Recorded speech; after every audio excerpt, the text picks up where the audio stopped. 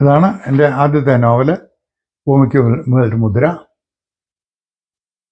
ഇതിൻ്റെ പല എഡിഷൻ വന്നിട്ടുണ്ട്.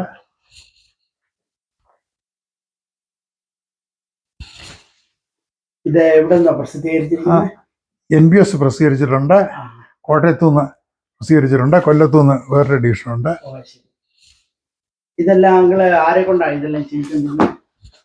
ഇത് മുഴുവൻ ഞാൻ കൈകൊണ്ട് ചെയ്തതാണ്. ശരി. അത് കഴിഞ്ഞിട്ട് അവിടെ കൊടുത്തിട്ട് ഫോണ്ടൊന്ന് മാറ്റി. പിന്നെ ഇതാണ് അപ്പപ്പ യു എന്ന ചെറിയൊരു നോവൽ. ശരി. Grand fathers' university. ഇത് ജോൺ മാത്യുവിൻ്റെ കഥകൾ NBS പ്രസിദ്ധീകരിച്ചതാണ്. ജോൺ മാത്യുവിൻ്റെ കഥകളുടെ വേറെ എഡിഷൻ. ഇത് നിറം പിടിപ്പിച്ച ലോകം. അതിൻ്റെ ഇത് വേറൊന്ന്. നിറം പിടിപ്പിച്ച ലോകം 1992. ഇത് 2 വർഷം കഴിഞ്ഞിട്ട് 94. ഇത് 94. ഉടുപ്പുകളുടെ ഘോഷയാത്ര. ഉടുപ്പുകളുടെ ഘോഷയാത്ര. ഇത് ഏത് വർഷമാണ് ഞാൻ നോക്കട്ടെ. അതെ, ഇത് 1998 കുടിയേറ്റം മുതൽ മടക്കയാത്ര വരെ. കുടിയേറ്റം മുതൽ മടക്കയാത്ര വരെ. ഇങ്ങോട്ട് വരുന്നത് മുതൽ മടങ്ങിപ്പോകുന്നത് വരെ. ഇത് എല്ലാവരും ആടുജീവിതത്തിന്റെ ഒരു ഇത് 2003 ആനയും അന്തകവിത്തും. ആനയും അന്തകവിത്തും.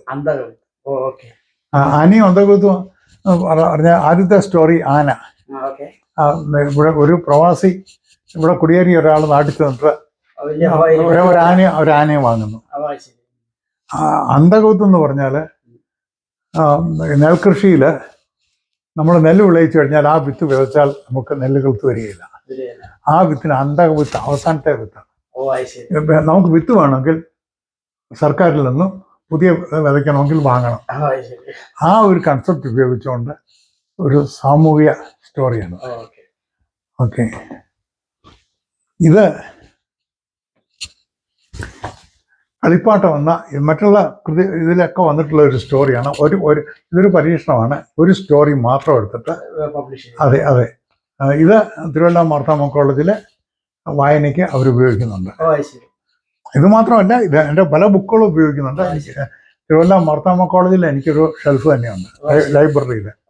അത് ഞാൻ വളരെ ഒരു ഹോണറായിട്ട് തന്നെ കണക്കാക്കും. അതെ, ഇത് കോപ്പി ഫോർ യു. ഇതാണ് ഡോക്ടർ ഷൈനി തോമസ് രചിച്ച ക്രൈസ്തവ ജ്ഞാനസാഹിത്യ ചരിത്രത്തിന് അവതാരി എഴുതി. വേറൊരാളോട് എഴുതിയിട്ടുണ്ട്, എന്നാലും ഞാനും. അതെ, ഈ ബുക്കും ഞാൻ അങ്ങോട്ട് തരികയാണ്, വായിച്ചിട്ട് ഇത് മടക്കി തന്നാൽ മതി. ഇത് വേറൊരു ബുക്കിന് ഞാൻ ഇതുപോലെ തന്നെ അവതാരിക എഴുതിയിട്ടുണ്ട്.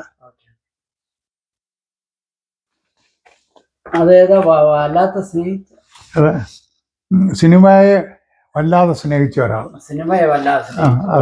അതെ. പിന്നീട് നോക്കട്ടെ, മറ്റേ വേറൊരു കഥാസമാഹാരമാണ് ന്യായവിധി. വേറൊന്നാണ് വൈരുദ്ധ്യാത്മ വിപ്ലവം. ഇതെല്ലാം തന്നെ കളിപ്പാട്ടത്തിൻ്റെ. അതെ, ഇത് ചിക്കാഗോയിലെ ലാന സമ്മേളനം നടന്നപ്പോൾ അവിടെ നടന്ന പ്രഭാഷണങ്ങളുടെ സംവാദങ്ങൾ. അതെ, ഞാൻ പുസ്തകമാക്കിയത്. ഇത് എന്നും ജീവിക്കുന്നവരുടെ ലോകം. അവിടെ മരിച്ചുപോയ ചില പ്രമുഖ വ്യക്തികളെ പറ്റി, സാഹിത്യരംഗത്ത് പ്രവർത്തിച്ച ചില വ്യക്തികളെ പറ്റിയുള്ള ഓർമ്മ. എന്നും ജീവിക്കുന്നവരുടെ ലോകം.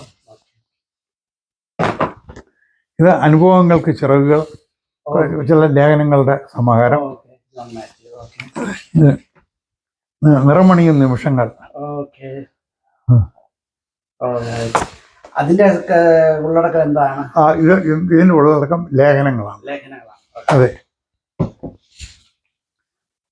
ഇതാണ് വേറൊന്ന്. ഇംഗ്ലീഷ് ഇതാണ് അവർ ബിലൗഡ് ഭൂമി. അതിനൊരു കാരണമുണ്ട്. ഭൂമി ഇന്ത്യയിലെ എല്ലാ ലാംഗ്വേജിലും മനസ്സിലാക്കുന്ന വാക്കാണ്, സംസ്കൃത വാക്കാണ്. മനസ്സിലാകും. ഈ ഒരു വാക്ക് അമേരിക്കൻ സൊസൈറ്റിയിലേക്ക് ഒന്ന് ഇൻട്രൊഡ്യൂസ് ചെയ്യാണ്. ഭൂമിക്ക് മേലൊരു മുദ്രയുടെ ട്രാൻസ്ലേഷനാണിത്. ഇതിൻ്റെ ട്രാൻസ്ലേഷൻ ബേസിക്കലി നിർവഹിച്ചത് ചന്ദ്ര ശർമ്മ എന്ന ഒരു പ്രമുഖ വ്യക്തിയാണ്. അദ്ദേഹവും തിരുവല്ല മാർത്താണ്ഡ കോളേജിൽ പഠിച്ചിരുന്നതാണ്. അദ്ദേഹം വളരെ താല്പര്യപൂർവ്വം ഇത് ചെയ്തു. പക്ഷേ ഇത് ഞാൻ എഡിറ്റ് ചെയ്തു. എന്നിട്ട് അവസാനം ഇതിൻ്റെ പ്രൂഫ് നോക്കുകയും മറ്റും ചെയ്തത് ഇവിടെയുള്ള ഒരു മാന്യസ്ത്രീയാണ്, ഒരു തമിഴ് പ്രൊഫസറാണ്. അതെ. ധാരാളം വർക്ക് നടന്നു. ഇത് മുഴുവൻ ഞാൻ തന്നെ ടൈപ്പ് ചെയ്തതാണ് ഇവിടെ വന്നിട്ട്.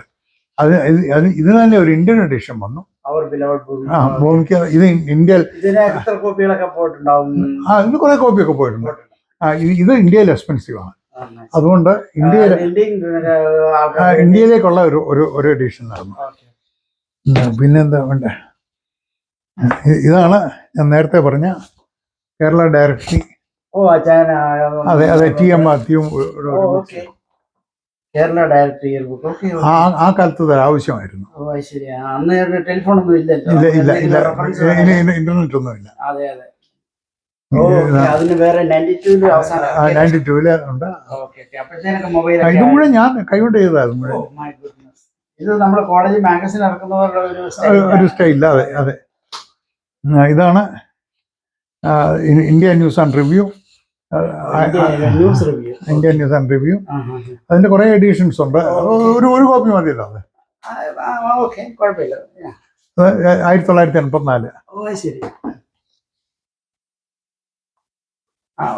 1984. ഞാൻ തിരിച്ചു തരാവേ. കോപ്പി ചെയ്തിട്ട് ഞാനെന്നെ. അതെ. അത്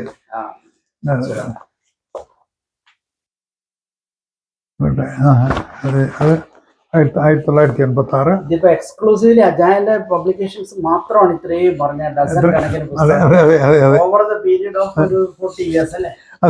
അതെ. ഇതാണ് എന്റെ ലേറ്റസ്റ്റ് ബുക്കിന്റെ ഇപ്പം എഴുതിയിരിക്കുന്ന നോവല്. ഇങ്ങനെ അച്ഛൻ എഴുതുന്നല്ലേ? ഇത് മുഴുവൻ ഞാൻ ടൈപ്പ് ചെയ്താ. മലയാളം ടൈപ്പിംഗ് അച്ഛൻ അറിയാം? മലയാളം ടൈപ്പിംഗ് അറിയാം. പക്ഷെ ഇപ്പൊ ഒരു ട്രാജഡി പറ്റിയത് എന്റെ കമ്പ്യൂട്ടർ ലൈറ്റിനിങ് ഡൗൺ ആയിപ്പോയി. അതുകൊണ്ട് ഇപ്പൊ എനിക്കൊന്നും ചെയ്യാൻ പറ്റുന്നില്ല. ഇനിയിപ്പം ഒരാൾ വരണം നാട്ടിൽ നിന്ന് വന്നിട്ട് ഇത് മുഴുവൻ അച്ഛൻ എഴുതിയിരിക്കുക. അപ്പൊ ഈ തകഴിയൊക്കെ ഒന്ന് കയറെഴുതിയത് എങ്ങനെയാ? ഇതൊക്കെ കൈകൊണ്ടെഴുതി. ഞാൻ അവസാനം കൈകൊണ്ട് അന്നത്തെ കാലത്ത് ഇതുപോലുള്ള പേപ്പറുകൾ വല്ലതും ഉണ്ടോ? എഡിറ്റ് ചെയ്യാനൊന്നും ഒരു സാധ്യതകളും ഇല്ലല്ലോ. ഇത് പത്തനംതിട്ട ജില്ലയിൽ മല്ലപ്പള്ളി കുന്നത്ത് വീട്ടിൽ ജനനം, മാതാപിതാക്കൾ അധ്യാപകനായിരുന്ന. ഇത് ഞാൻ വായിക്കാം. എപ്പിസോഡായിട്ട് നമുക്ക് ഒരു ബ്ലോഗായിട്ട് ചെയ്യാം. അത് അച്ഛൻ ഇരുന്ന് എടുക്കാം. ഇനിയും പുസ്തകങ്ങൾ വല്ലതും ഉണ്ടോ? മറ്റു പുസ്തകങ്ങളെ പറ്റി ഞാൻ കാണിക്കാം. എന്നാ ഇതിവിടെ സ്റ്റോപ്പ് ചെയ്യാണേ.